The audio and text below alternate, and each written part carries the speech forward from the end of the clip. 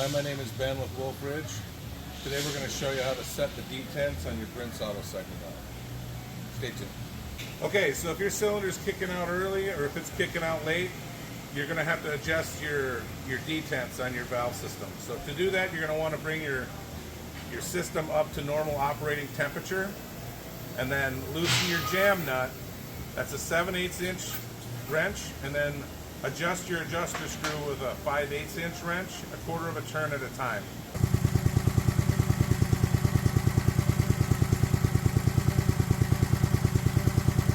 Now, a good rule of thumb is you want your split cylinder set at 1700 and you want your retract set at 2000 psi on your gauge.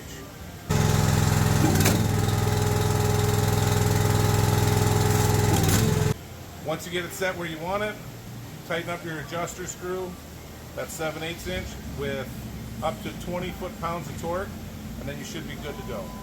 Thanks for watching, guys.